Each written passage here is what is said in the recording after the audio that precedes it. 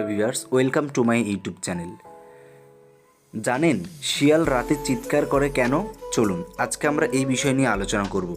গ্রামীণ অঞ্চলে সন্ধ্যা হওয়ার পর থেকেই আমাদের কানে যে ভুতুড়ে আওয়াজটি ভেসে আসে তাকে আমরা অনেকেই হয়তো শিয়ালের কোলাহল বা ডাকাডাকি বলে আখ্যায়িত করে থাকি।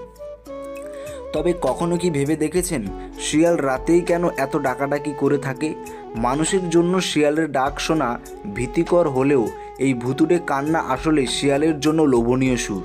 তারা বিভিন্ন কারণে বিভিন্ন শব্দ করে থাকে। উদাহরণস্বরূপ, কখনো কখনো চিৎকার প্রতিদ্বন্দ্বী শিয়ালের মধ্যে অঞ্চল নিশ্চিত করতে ব্যবহৃত হয়।